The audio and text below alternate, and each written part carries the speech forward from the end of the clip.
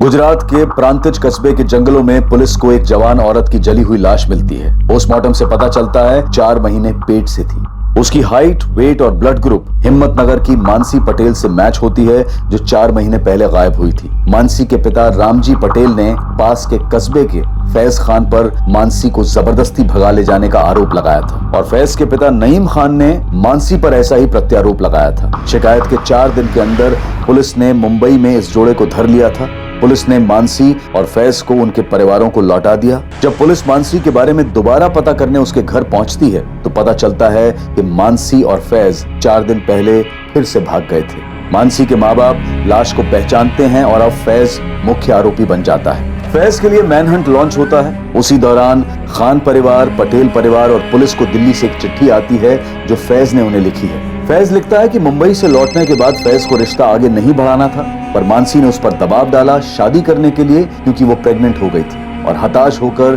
फैज ने मानसी का कत्ल कर दिया और उसकी लाश को प्रांतिज के जंगलों में जलाया और उसके बाद वो खुदकुशी कर रहा है। हिम्मतनगर पुलिस को उसकी एक सहेली शालू से हुई मैसेजिंग हाथ लगती है। फैज ने एक मैसेज में शालू को कहा है कि उसके और मानसी के रिश्ते का डर फैज को अपने छोटे भाई साहिल से भी था। अब पता चलता है कि साहिल दरअसल मानसी से पहले से प्रेम करता था। इतने में साहिल भी घर से फरार हो जाता है और पुलिस उसकी खोज में लग जाती है। हितेन खबरी से पता चलता है कि साहिल इधर हिम्मतनगर में है और उसे पकड़कर पुलिस स्टेशन लाया जाता है। साहिल बताता है कि जब पहली बार मानसी और फैज रात भर घर नहीं लौटे थे, उसने मानसी और फैज के रिश्ते को तोड़ने के लिए रामजी पटेल को कॉल के जरिए ये बताया था कि मानसी और फैज एक दूसरे से प्यार करते हैं। साहिल ये भी बताता है कि उसने खुद भी मानसी को अपने प्यार के बारे में बताया था, लेकिन मानसी ने साफ इनकार कर दिया था, ये कहकर कि वो सिर्फ उसका अच्छा दोस्त है। उधर रामजी पटेल और नईम खान स्वीकार करते हैं कि उन्होंने बब्बन और लखन को पैसे दिए थे, लेकिन सिर्फ मानसी और फैज को ढूंढने के लिए। पुलिस के हाथ अब तक कुछ नहीं लगा है। और सबसे अजीब बात, ये 3 लोग कौन हैं? अहमदाबाद के insurance agent Nilesh Barot, architect Mohit Makwana और हाउसवाइफ रुचिका।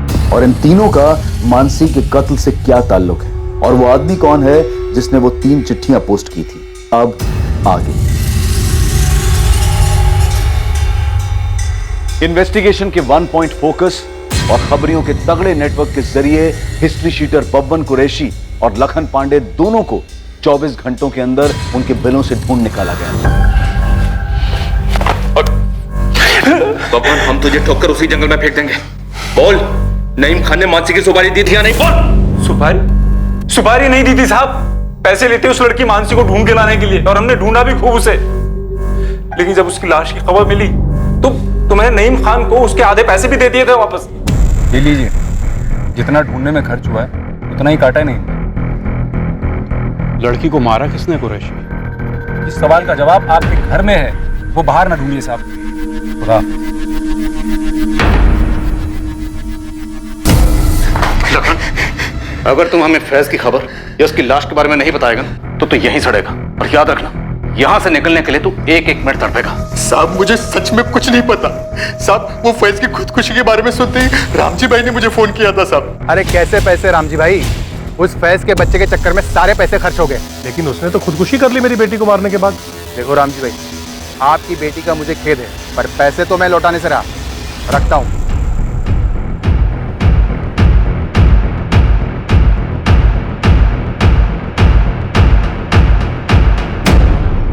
हिस्ट्री शीटर्स ने नईम और रामजी के बयानों का पुष्टिकरण किया था, पर पुलिस फिर भी उनके साथ कोई चांस नहीं ले रही थी और ना ही साहिल को क्लीन चिट दी जा रही थी।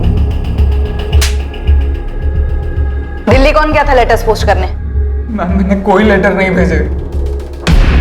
मानसी मारी जा चुकी, भाई भी जा चुके, मुझे भी मार डाल। नहीं जीना है मुझे। 2 परिवार अपने बच्चों को खोने से तहस नहस हो चुके थे, लेकिन दूध का धुला कोई भी नहीं था।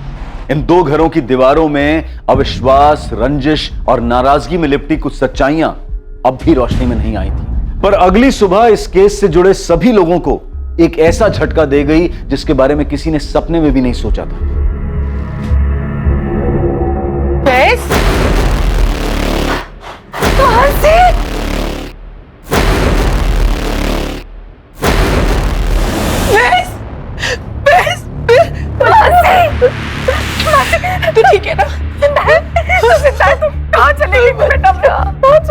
मानसी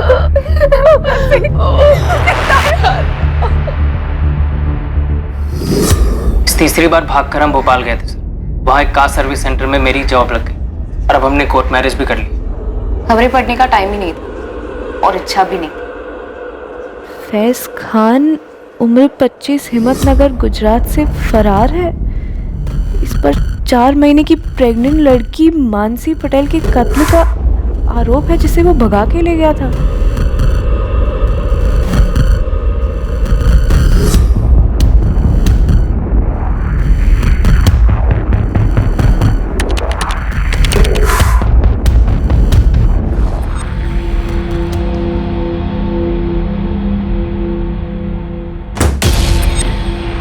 क्या हुआ मानसी? डर के मारे हम 3 दिन घर में ही बैठे रहे कैदियों की तरह, और फिर वो सेकंड झटका आया जब वो लेटर्स वाली खबर आई। सुन मानसी, मेरे नाम से लिखे गए ये सुसाइड लेटर्स फर्जी हैं और हम फर्जी नहीं, और ना ही हमारी शादी फर्जी है। पता नहीं कौन है जो तुम्हारा मर्डर, ये लेटर और मेरे सुसाइड की झूठी अफवाहें फैला रहा है और क्यों। मुझे लगता है हमें मैं बैग पैक कर ली थी। 1 घंटे में अहमदाबाद एक्सप्रेस निकली। अनरिजर्व तो अनरिजर्व सही, चलते और ये सारा ड्रामा खत्म करते। ये कल रात की बात थी सर, और आज हम दोनों आपके सामने बैठे, बिल्कुल जिंदा और उतने ही प्यार में जितना 1 साल पहले थे। और अब हम शादी भी कर चुके। और मैं प्रेग्नेंट नहीं हूँ, लेकिन आप लोगों को शक करने की आदत है, इसलिए चाहे तो टेस्ट करवा सकते हैं। आप लोग सब बाहर वेट कीजिए। हमने डीएनए टेस्ट करवाया नहीं। रामजी पटेल ने बोला कि मानसी की बॉडी है, हमने भी मान लिया कि मानसी ही है। राम जी, ये मानसी ही है। बड़ी भूल हुई सर, डीएनए टेस्ट कराना चाहिए था। सर, लाश के अंश बचा कर रखे हैं, केस क्लोज होने तक वो लैब में रहेंगे। शुक्र है, विक्टिम को आइडेंटिफाई करने में कुछ तो आसानी होगी। सर, इस रामजी पटेल ने और सविता पटेल ने बॉडी की शिनाख्त की थी। हो सकता है जानबूझ के की।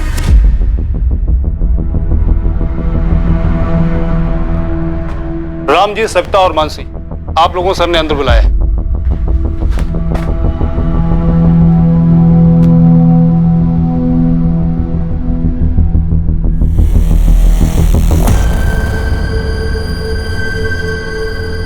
आप लोग मेरे साथ आइए। मानसी, क्या लगता है तुम, वो चिट्ठियां लिखकर फैज को कौन फंसाना चाहता हो? बाकी लोगों का मुझे नहीं पता सर, लेकिन मैं एक आदमी को जानती हूँ जो फैज को फंसाना चाहता था।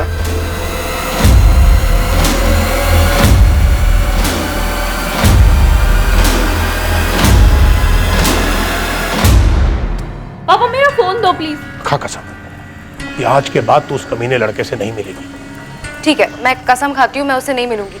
अभी आप मेरा फोन दो प्लीज। मानसी, मुझे पता है कि तू अपनी कसम पर टिकी नहीं रहेगी। परवाह नहीं, मैंने भी कसम खाई है, लेकिन मैं अपनी कसम पर बराबर टिका रहा। पूछ क्या? क्या? यही कि अगर तू फिर उस फैज के साथ भागी तो मैं उसकी जिंदगी में ऐसा झमेला करूंगा कि वो जिंदा तो रहेगा लेकिन किसी लायक नहीं रहेगा, और तो खुद ब खुद घर आ जाएगी। इसलिए उसके साय से भी दूर रहना, समझी? रामजी पटेल, तुम्हारा एक दोस्त है अरविंद पारेख। हाँ है। तो जिस दिन उस औरत की लाश जंगलों में मिली, तुम्हारा ये दोस्त अरविंद पारेख उसी जंगल में देखा गया। सर, ये जंगल के बाहर का सीसीटीवी जहाँ से उस रात को ये गाड़ी गुजरी। कौन थी वो औरत जिसे तुमने और तुम्हारे दोस्त अरविंद पारेख ने मारकर जंगलों में फेंक दिया ताकि फैज को फंसा सको?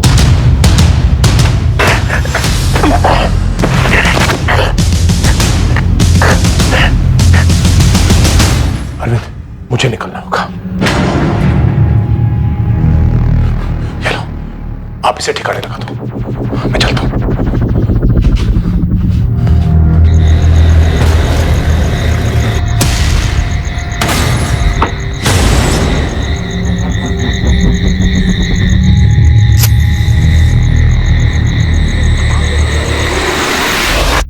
ये क्या बोले जा रहे हैं?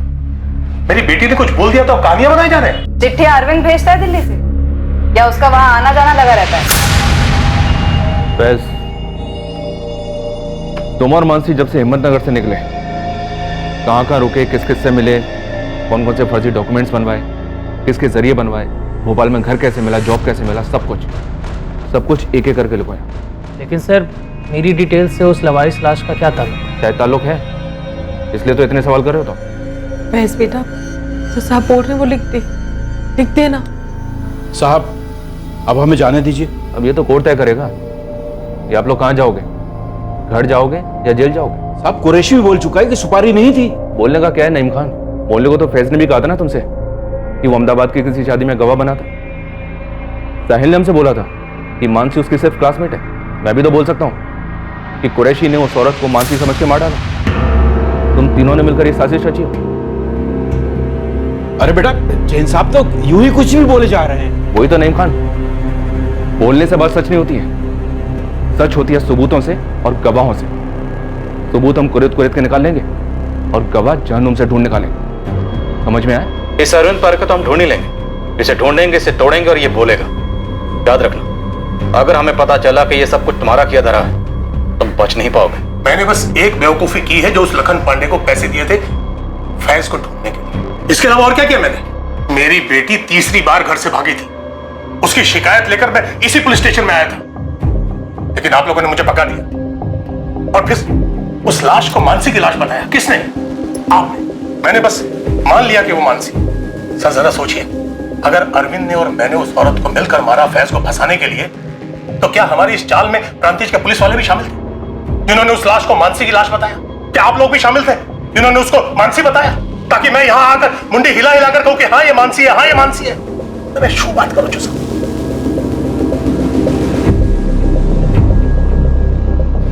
बोलिए सर। फैज, मानसी, इस बात के चांसेस बहुत कम हैं कि आप दोनों में से किसी के फादर ने उस औरत को मारा या मरवाया और उसके बाद उसकी लाश को जंगल में फेंकवा दी। तो फिर किसी और ने किया होगा सर। ये किसी और, तुम दोनों तो नहीं? या फिर कहीं वो आप लोग तो नहीं? सीरियसली? नहीं, बर्थडे पार्टी में वो गेम होता था ना, पासिंग द पार्सल, लगता है बचपन में कुछ सीरियसली खेला होगा। जो तुम लोग जवानी में खेल, पासिंग द इल्जाम। तुम दोनों ने जिस औरत को मिलकर मार दिया, जानते थे 4 महीने की प्रेग्नेंट थी, या शायद पता भी होगा, तो तुम लोगों को इससे कुछ फर्क नहीं पड़ा होगा।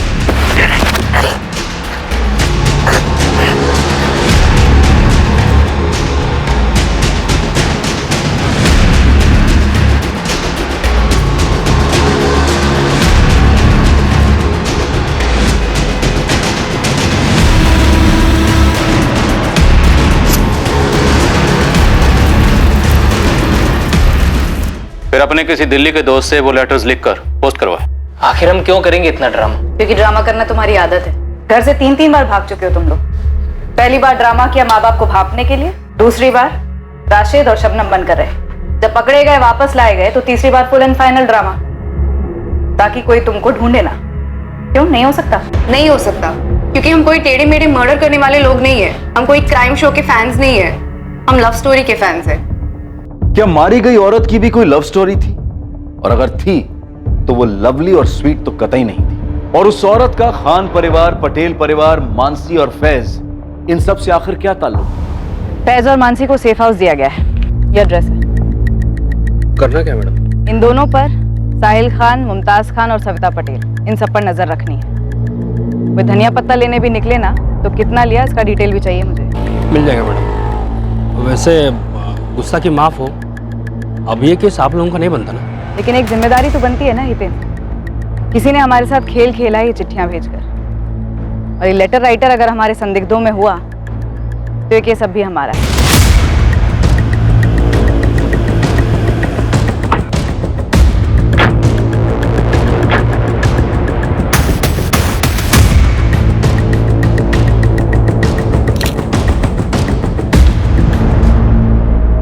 हमने इस अरविंद पारिक की हिस्ट्री निकाली, क्राइम की रात की मूवमेंट भी ट्रैक की। ये वाकई में अपनी बेटी के घर गया था, अपनी नाती के जन्मदिन पर। और सर हमने इसके और आपके सस्पेक्ट रामजी पटेल दोनों की दोस्ती को भी खंगाला, लेकिन कुछ नहीं निकला सर। और उसकी कार में से भी ऐसा कुछ नहीं मिला जो मर्डर की तरफ इशारा करे। तो रामजी पटेल के दोस्त अरविंद पारेख का उस दिन उन्हीं जंगलों के आसपास देखा जाना महज इत्तेफाक समझे? हाँ, अगर लाश मानसी की होती तो जिस लाश को तुम लोगों ने मानसी समझा, हमने मानसी समझा, मानसी के माँ बाप ने भी मानसी समझा, वो लाश किसकी थी? जब हमें वो लाश मिली तो हमारे पास 2 मिसिंग कंप्लेन थी। एक 4 महीने पहले की मानसी पटेल मिसिंग केस, जिसे आप लोगों ने करेक्ट किया और हमें बताना जरूर नहीं समझा। और दूसरा गांधीनगर की एक शादीशुदा औरत का, रुचिका मकवाना नाम था उसका। जब हमने वो लाश मिली उसके 2 दिन पहले गांधीनगर में उस लड़की की मिसिंग कंप्लेंट फाइल हुई।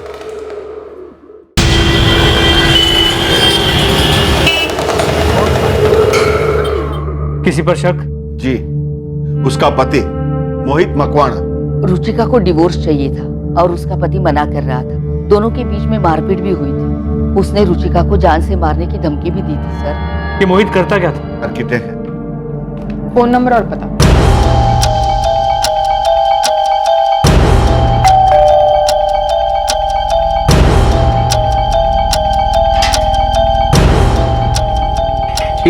मोहित मकवाना, रुचिका मकवाना आपकी बीवी है? हाँ है। क्या हुआ रुचिका को? ये तो मुझे पूछना चाहिए।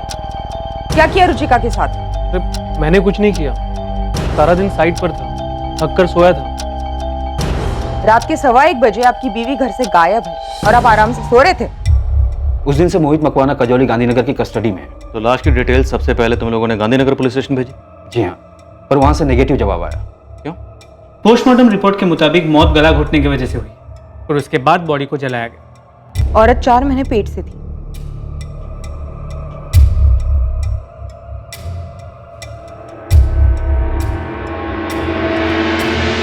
तो ये आपकी बेटी रुचिका नहीं है? हमारी रुचिका प्रेग्नेंट नहीं है सर। सर अभी शादी को 1 ही साल हुआ है। धीरज जी, रुचिका और मोहित के झगड़ों की वजह क्या थी? ठीक, रुचिका ने हमें कभी बताया नहीं। बीना जी आपको? वो सब अपने अंदर ही रखती थी। वैसे रुचिका की बाकी की सारी डिटेल्स मैच हुई, एज, हाइट, ब्लड ग्रुप, लेकिन रुचिका प्रेग्नेंट नहीं थी। ये जानने के बाद हमने उसे रूल आउट किया और आपकी मानसी की फाइल खोली। सर लड़की 4 महीने पहले लड़के के साथ भागी थी, तो उसके 4 महीने के प्रेग्नेंट होने की संभावना भी थी और बाकी सारी डिटेल्स भी मैच हो रही थी। तो हो सकता है वो लाश किसी तीसरी औरत की हो। हालांकि हमने उसके डीएनए संभाल के रखे हैं, पर मैच किससे करेंगे?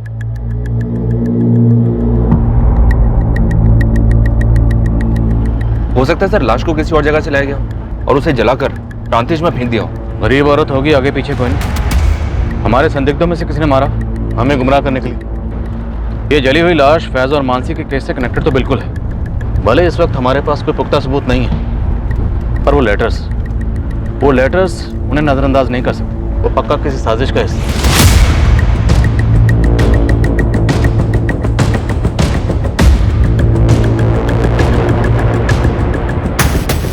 नितिन भाई। जी भाई, राजू भी साथ में ही है। हाँ बोल बल्लू, क्या खबर? गर्मा गर्म चाय। फैज, कहाँ जा रहे हो तुम? वो चेतन से बात हुई थी, उससे कहा था घर आ जाऊंगा, बस वहीं जा रहा था। देखो क्या हाल है अभी, लेकिन चाय तो पीते जाना। हाँ रख दो, वापस आता हो तो गर्म करके पी लूंगा।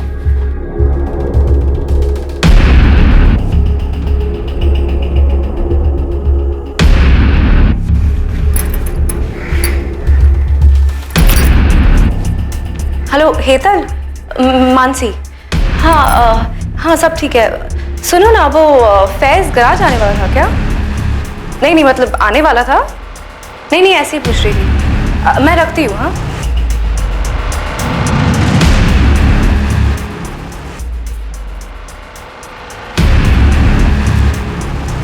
और 4 महीने प्रेग्नेंट, तो किसी ना किसी गायनेकोलॉजिस्ट के यहाँ तो रजिस्टर्ड रही होगी। हाँ सर, गरीब से गरीब औरत होगी तो भी किसी सरकारी अस्पताल में रजिस्टर्ड तो होगी। यहीं से शुरू करो। हमारे गुजरात के जितने भी सरकारी हॉस्पिटल हैं, सब जगह खंगालो, पता करो कि 3 जून को गायब हुई वो 4 महीने की प्रेग्नेंट औरत कौन थी। बाकी पैरामीटर्स हैं हमारे पास मैच करने के लिए। जी सर, पूरे स्टेट में सैकड़ों सरकारी अस्पताल हैं जहां लाखों यंग औरतें 4 महीने प्रेग्नेंट रही होंगी। तो माना का दायरा काफी फैला हुआ है, लेकिन करना तो पड़ेगा ना। सरकारी हॉस्पिटल के साथ साथ जितने भी प्राइवेट हॉस्पिटल हैं और क्लिनिक्स हैं, सब जगह खंगालो, सब जगह पता करो। जी सर, हितेन का फोन था। उसके खबरी बल्लू और राजू रामजी पटेल और नईम खान को फॉलो कर रहे थे। रामजी पटेल और नईम खान के बीच में एक मीटिंग हुई।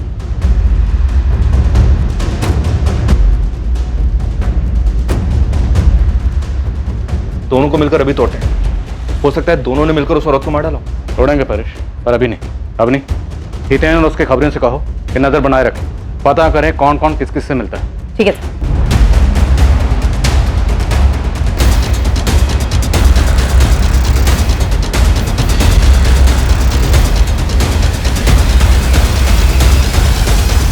रामजी पटेल और नईम खान क्यों मिले? गराज के बहाने फैज आखिर कहां गया था? इन सभी सवालों के जवाब बहुत जल्द सामने आने वाले हैं। और दूसरी तरफ मैटरनिटी क्लिनिक्स के विशाल समंदर को खंगालने के बाद पुलिस के हाथ एक चौंकाने वाली सच्चाई लगने वाली थी, जो इस केस को सर के बल उलट कर रख दिया।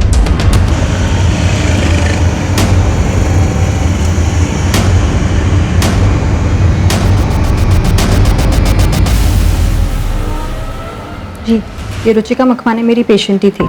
कौन सा ट्राइमेस्टर था इसका? दूसरा स्टार्ट हुआ था और मेरा लास्ट अपॉइंटमेंट इसके साथ 11 मई को हुआ था। रुचिका सब कुछ एकदम नॉर्मल है, बच्चे की ग्रोथ भी एकदम परफेक्ट है। बस मैं तुम्हें कुछ सप्लीमेंट्स लिख देती हूँ, उन्हें तुम टाइम पे लेती रहना, बाकी तो सब नॉर्मल है। डॉक्टर, अगली सोनोग्राफी की डेट क्या है? रुचिका, नेक्स्ट मंथ 3 जून को तुम्हारे 4 महीने पूरे हो रहे हैं, तो वो डेट ठीक रहेगी तुम्हारे लिए? जी, थैंक यू। फिर 3 जून को तो वो आई ही नहीं। हमें उसकी बॉडी 3 जून को ही मिली, तो अगर ये लाश रुचिका की थी तो उसका मर्डर 3 जून को ही हो गया होगा। रुचिका ने कभी आपसे कोई ऐसी बात कही कि उसकी फैमिली बच्चे से खुश नहीं थी?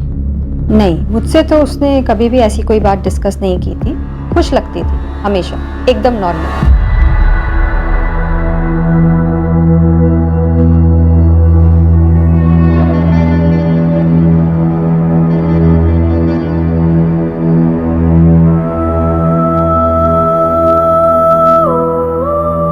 धीरज जी, हमने लाश के अंश संभाल के रखे। हमें आपके और वीना जी के डीएनए सैंपल्स लेने होंगे।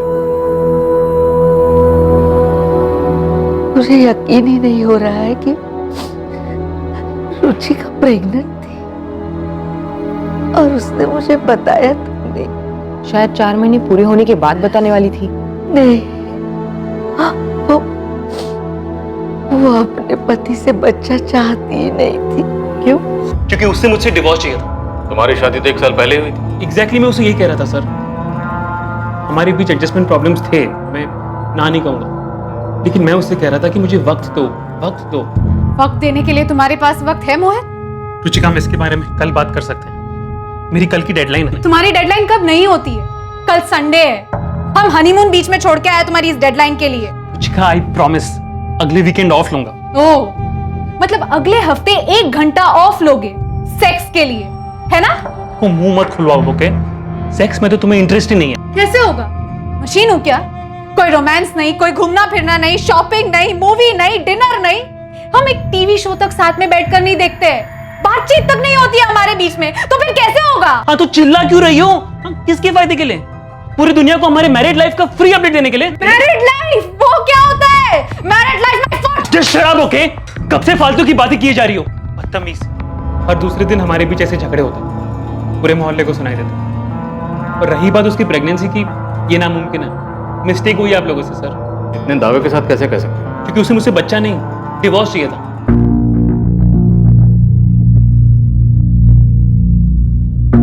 रुचिका, मुझे तुमसे कुछ कहना है। मुझे भी। रुचिका, देखो, मैं सोच रहा था कि हमारे बीच इतना टेंशन है, अगर हम बच्चा करें तो शायद चीजें बेहतर हो। हाँ मोहित, मैं तुमसे कहने वाली थी मुझे डिवोर्स चाहिए। मैं अब और ऐसे नहीं रह सकती। ऐसे नहीं रह सकती मतलब? हाँ? मैं कि तुम्हें टॉर्चर करता हूँ जो तुम ये ड्रामा कर रही हो? तुम्हें पूरी जिंदगी ना यही रहना होगा मेरे साथ, इसी रिश्ते में। जिंदगी भर? 6 महीने में अगर तुमसे डिवोर्स नहीं लिया ना, तो मेरा नाम भी रुचिका नहीं। पिछले 6 महीने से वो अलग सोती थी। हमारे बीच सेक्स नहीं, सिर्फ सन्नाटा था, ढेर सारा गुस्सा था। तो बच्चा कहाँ से होता सर? हमें तुम्हारा डीएनए सैंपल लेना होगा, फिटस के अंश से मैच करना होगा। हाँ, तो कर लीजिए सर, बिल्कुल कर लीजिए। रिजल्ट नेगेटिव ही निकलेगा। वो लाश रुचिका की नहीं है और वो बच्चा मेरा नहीं हो सकता। रुबीना, तुम मोहित को डीएनए के लिए ले जाओ और रिपोर्ट अवनी को भेज देना। अगर माँ बाप का डीएनए लाश के अंश के साथ मैच होता है और मोहित का डीएनए फीटस के डीएनए से मैच होता है, तो मतलब मोहित झूठ बोल रहा है। तोड़ेंगे उसे, बुलवाएंगे। और अगर मोहित का डीएनए फीटस के डीएनए के साथ मैच नहीं होता, तो फिर इसका एक ही मतलब, रुचिका का किसी के साथ अफेयर था। और इसीलिए शायद वो इतने अर्जेंटली मोहित से डिवोर्स मांग रही थी। तो क्या रुचिका प्रेमी का बच्चा रखना चाह रही थी? उसे शादी के लिए फोर्स कर रही थी और प्रेमी छुटकारा पाना चाह रहा था। तो अब रुचिका के प्रेमी को ढूंढना होगा। सर, अगर मोहित सच बोल रहा है तो ये प्रेमी खूनी हो सकता है। गराज में सब कैसे चल रहा है? बढ़िया। हेतल चेतन कैसे है? मुझे मिस कर रहे थे, तुम्हें भी हाय बोला है। मेरे सर में बहुत दर्द हो रहा है, मैं थोड़ा आराम कर लेता हूँ।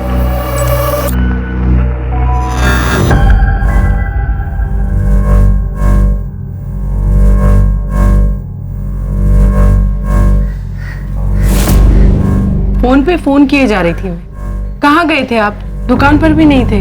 एक जरूरी काम था। नहीं, कुछ छुपा रहे हैं आप? आपने मुझे बताया नहीं कि आपने मानसी को धमकी दी थी कि आप फैज को फंसाएंगे।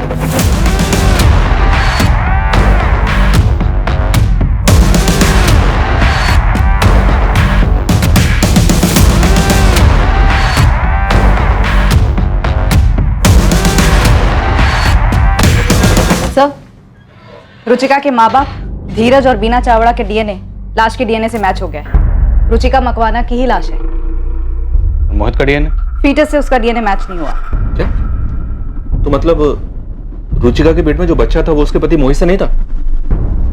शायद रुचिका का जिसके साथ अफेयर था और जो उस बच्चे का बाप था उसने रुचिका को मार दिया। रुचिका के कॉल रिकॉर्ड से कुछ मिला?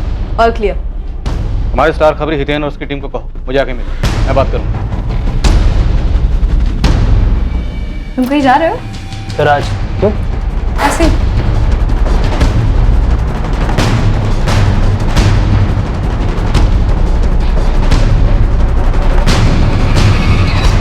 साहब, अहमदाबाद और गांधीनगर में रुचिका के बॉयफ्रेंड ढूंढने से अच्छा होगा कि रुचिका के कॉल रिकॉर्ड चेक किया जाए। अरे वो तो हम कर ही लेंगे, पर आपके सारे केसेस फोन रिकॉर्ड से सॉल्व होंगे। अब तो स्टैंड अप कॉमेडियंस भी हमारा मजाक उड़ाने लगे। जरा सोचो, जब ये मोबाइल फोन नहीं थे तब केसेस कैसे सॉल्व होते? सूंघ कर, मैदान में कूद जाओ मैदान में।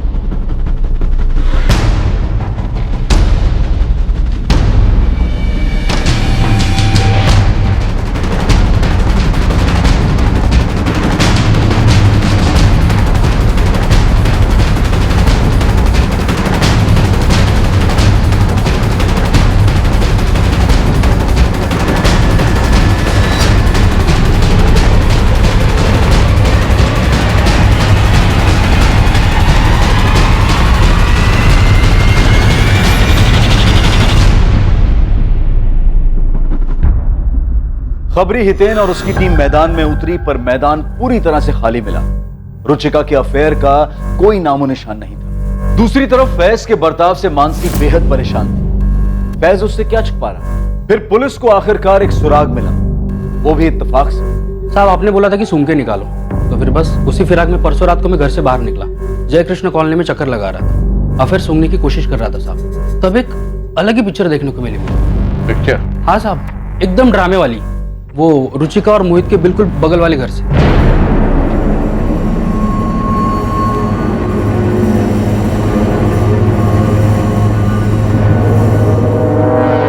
से रुचिका के मर्डर की खबर आई है, तुमने तो अपना डिवोर्स का जाप ही करना बंद कर दिया। क्या हुआ? डर गए डिवोर्स मांगने वालों का हाल देखकर? देखो शगुन, मैंने तुमसे इस बारे में कोई बात नहीं करनी है। तुम ये बताओ कि डाइवोर्स कब दे रही हो तुम मुझे? पहले तो मैं तुम पर दहेज और घरेलू हिंसा का केस ठोकूंगी, उसके बाद उसे जीतूंगी। तुम्हें कुछ सालों की सजा होगी, तब तक हमारे आरुष की शादी भी हो जाएगी। उसके बाद मैं तुम्हें डिवोर्स दे दूंगी, समझे? मनुष्य औरत। मनुष्य का तू, तेरी माँ, समझा? हट। शगुन, मजा आ रहा है ना तमाशा देखने का? जी नहीं, वो कुछ काम से मोहित साहब से मिलने आया था, पता चला वो। हाँ ठीक है, मैं भी यहाँ सामने ही रहता हूँ। कितनी रातों से मैं चैन से सोया भी नहीं। इनके झगड़े की वजह से? 12 नंबर की रुचिका मोहित से डाइवोर्स लेने के लिए गला फाड़ती, और ये नीलेश अपनी पत्नी शगुन से डाइवोर्स लेने के लिए चीजें तोड़ता रहता है। रुचिका का तो फिर भी ठीक है, 1 साल की ही शादी है, कोई बच्चा भी नहीं है। लेकिन ये नीलेश, उसका तो 7 साल का बच्चा है, फिर भी डाइवोर्स क्यों भाई? और अब तो रुचिका का मर्डर भी हो गया। साहब, मुझे तो बस बू आ रही है। वो रुचिका के कॉल रिकॉर्ड से कुछ मिला नहीं, मैडम ने बताया मुझे। लेकिन हो सकता है कि रुचिका को कभी कॉल करने की जरूरत ही ना पड़ी हो। ये भी हो सकता है कि रुचिका का वो आशिक उसके बगल वाले घर में रहता हो, नीलेश बारोट। इस अफेयर का कोई सबूत? अब बिना सबूत का तो मैं खड़ा ही नहीं हो पाता। इसे देखा है कभी यार? पुलिस से हूँ।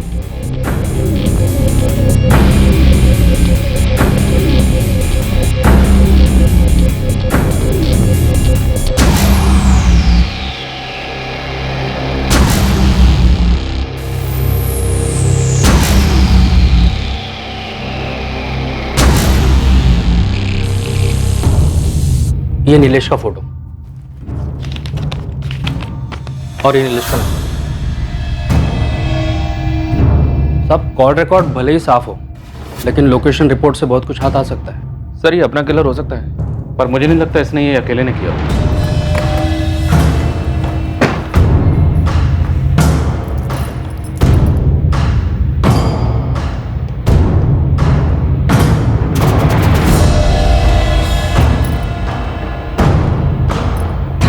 हेलो चेतन, फैज आया था क्या गराज?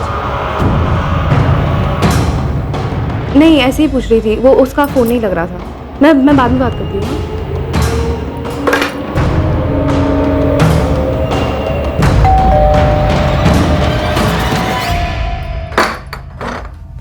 तुम गराज नहीं गए थे?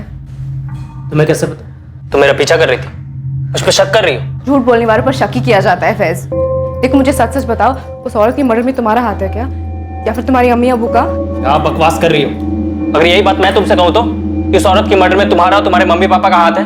फैज झूठ तुम बोल रहे हो, तुम मुझसे कुछ छुपा रहे हो। अगर तुम अभी के अभी मुझे सच सच नहीं बताया ना तो मैं पुलिस के पास जा रही हूँ, मैं बता रही हूँ तुम्हें। मैं जहाँ जाना है जाओ।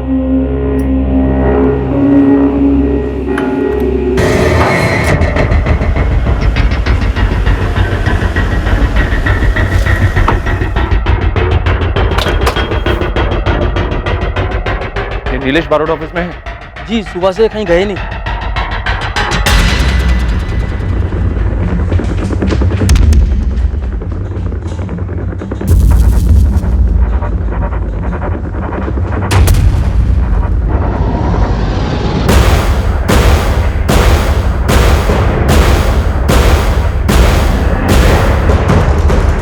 मानसी, मानसी, मानसी, सच में पुलिस के पास तो नहीं चली गई? The number you have dialed is currently unavailable.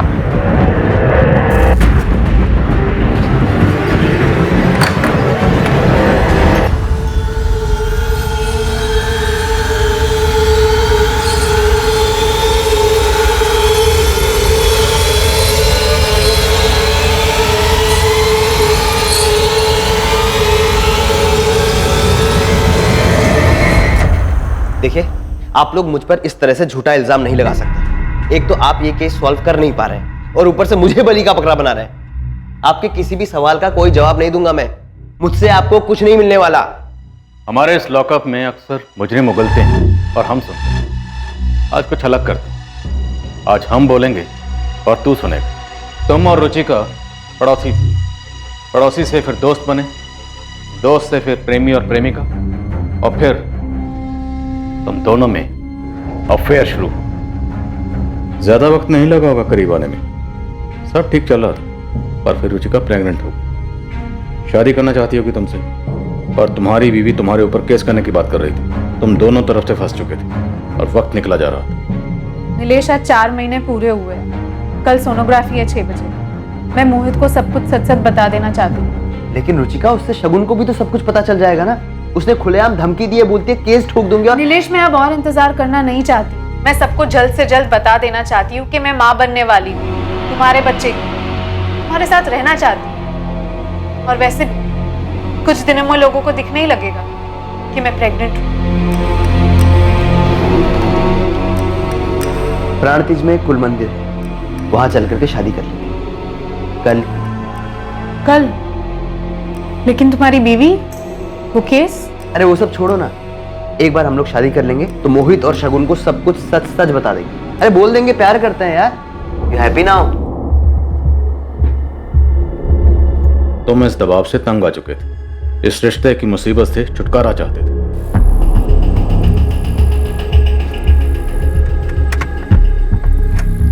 हाँ, क्यों रुके? कुल मंदिर तो आगे है ना? अरे वो पंडित जी का परिवार है पास में, तो 10 मिनट मिल लेते हैं उनसे, और फिर मंदिर भी पास में, पैदल पैदल निकल जाएंगे। ठीक है?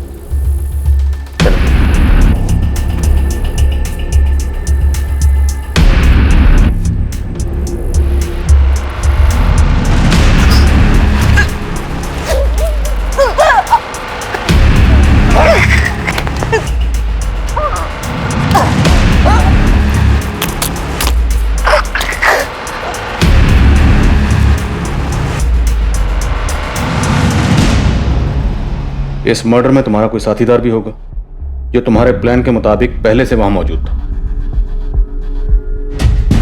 बोल, कौन था तुम्हारा साथीदार? बोल। अबे बोल दे, नहीं तो चमड़ी उधेड़ देंगे तेरी। समझ में आया? और तुम्हें लगता है कि फैज का कोई हाथ हो सकता है इसमें? वो मुझसे झूठ क्यों बोल रहा है? मुझसे कुछ छुपा क्यों रहा है? और कौन शामिल था तुम्हारे इस प्लान में? ये काम तुम्हारे अकेले का तो नहीं लगता। तुमने और तुम्हारे साथी ने पहले रुचिका का कत्ल किया और फिर उसकी बॉडी को ठिकाने लगा।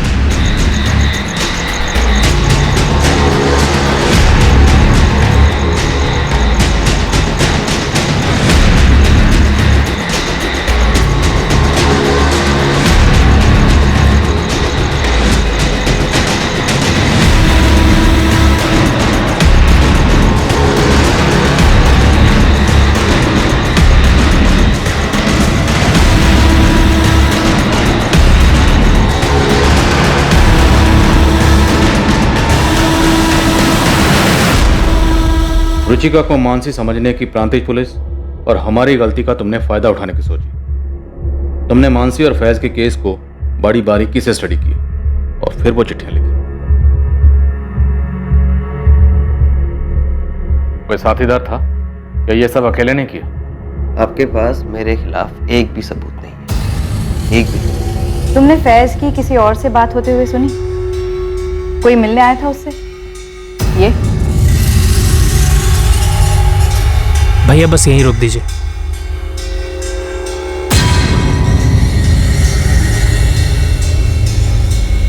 नहीं, मैं ऐसे नहीं जानती, लेकिन वो जरूर मुझसे झूठ बोल रहा है। वो कुछ जानता है जो मुझसे छिपा रहा है। सबूत की टेंशन मत लो बेटा, एक नहीं दो दो। तुम लोगों ने प्लानिंग तो बहुत तगड़ी की। रुचिका और तुम मोबाइल पर कभी बात ही नहीं करते थे और रुचिका जब भी तुमसे मिलने ऑफिस आती थी तो अपना फोन स्विच ऑफ करके घर पर ही छोड़कर आती थी, है ना?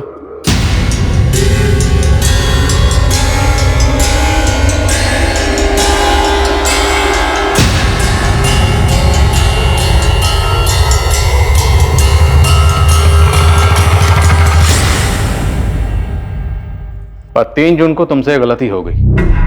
3 जून को तुमने अपना फोन अपने साथ ही रखा और वो भी ऑन। शायद तुमने अपने साथी से कोऑर्डिनेट करने के लिए रखा होगा।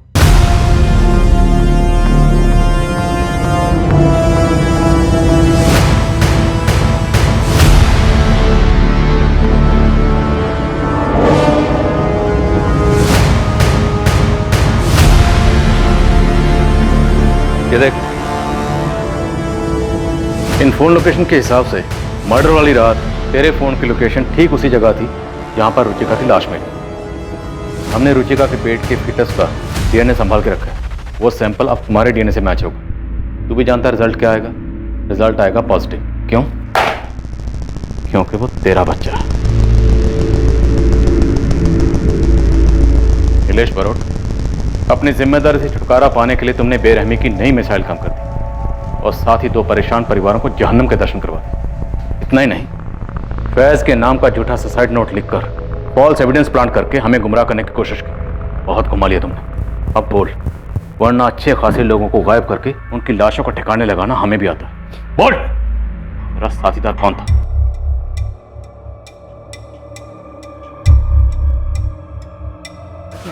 मानसी, प्लीज मुझे तुमसे कुछ बात करनी। Ma'am 1 minute.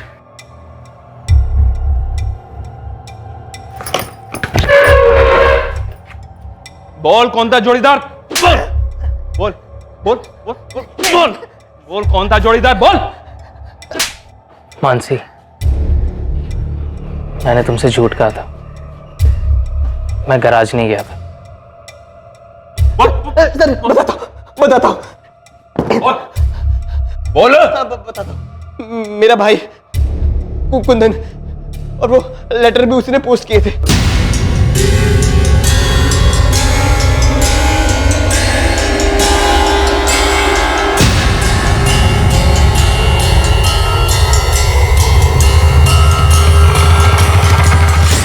फैज, तुम आखिर गए कहाँ थे?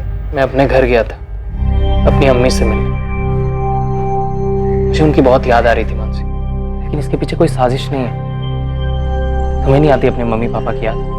मैंने उसे धमकी दी थी क्योंकि मैं उसका भला चाहता हूँ, बाप हूं मैं उसका। लेकिन मानसी हमसे नफरत करती है। अब नहीं करेगी। मैं नईम खान से मिलने गया था। क्या? हाँ बोलो, क्यों बुलाया मुझे?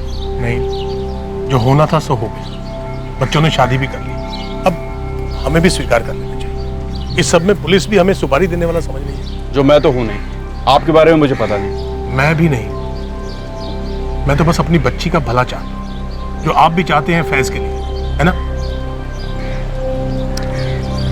ठीक कह रहे हो रामजी भाई, इस बात पे मिट्टी डालते हैं। इन दोनों बच्चों की मर्जी कबूल कर लेते हैं। फैज, अगर इतनी सी बात थी तो तुमने मुझे पहले क्यों नहीं बताया? तुम्हें क्या लगा कि मैं तुम्हें तुम्हारी अम्मी से मिलने नहीं दूंगी? नहीं मानसी, ऐसी बात नहीं है। तुम अपने घर वाले से मिलने नहीं चाहती थी, और मैं नहीं चाहता था कि मुझे मेरे घर जाते तक तुम्हें बुरा लगे। लेकिन हमारा प्यार सच्चा है मानसी। लेकिन हमारे माँ बाप भी तो, जो भी हुआ अपनी जगह तो वो ठीक ही थे। बगावत हमने की, हमारा भाग कर शादी करना सिर्फ उतना ही नहीं रह गया, एक मर्डर केस भी जुड़ गया। इतने परेशान हो गए ऐसे। मानसी, मुझे लगता है तुम्हें भी अपने मम्मी पापा से मिल लेना चाहिए। एटलीस्ट हम ट्राई करके तो देखें। माफी मांग लो, माँ बाप है, मान ही जाएंगे। नीलेश बारोट और उसके छोटे भाई कुंदन पर धारा 302 के तहत डबल मर्डर के चार्जेस लगे हैं, रुचिका के और उसके पेट में पल रहे बच्चे के मर्डर के जुर्म में। साथ ही धारा 120 के तहत सबूत मिटाने और पुलिस को गुमराह करने के चार्जेस भी लगाए गए हैं। मोहित मकवाना को जुडिशियल कस्टडी से रिहा कर दिया गया है और उसके खिलाफ सारे चार्जेस खारिज कर दिए गए हैं। रुचिका के पेरेंट्स को उसके अफेयर और उसके मर्डर की हकीकत को मानने में काफी समय लगेगा। फैज और मानसी ने हिम्मतनगर में ही रहने का फैसला कर लिया है। फैज अपने गराज लौटा है और मानसी ग्रेजुएशन के साथ पार्ट टाइम जॉब कर रही है। उन दोनों के परिवारों ने उन्हें सपोर्ट करने का फैसला किया है। अभी तक किसी भी बिरादरी के ठेकेदारों ने कोई खास आपत्ति नहीं जताई है। क्रिमिनल्स जितने शातिर और चालाक होते हैं उतने ही इलॉजिकल भी होते हैं, और ऐसे अनगिनत केसेस हैं जहां जुर्म करने के बाद और उसे छुपाने के चक्कर में वो खुद अपनी कब्र भी खोद देते हैं। इस केस ने एक बार फिर से साबित किया कि जुर्म कभी सफल नहीं होता, बस सिर्फ देर होती है उसे गलती की रोशनी में आने की, जिसे मुजरिम कर ही बैठता है। बहरहाल इस केस में इन्वेस्टिगेशन के हाथों कुछ गलतियां और लापरवाहियां होने के बावजूद जिस तरीके से उन्होंने इस केस को हल किया वो काबिले तारीफ है। अब मैं अनूप सोनी आपसे विदा लेता हूं। फिर मुलाकात होगी एक और नए केस के साथ कल रात 11 बजे कौन बनेगा करोड़पति के बाद। और याद रखें, क्राइम और आपके बीच में सिर्फ इतना फर्क है कि आप कितने सतर्क हैं। सतर्क रहें, सुरक्षित रहें। जय हिंद।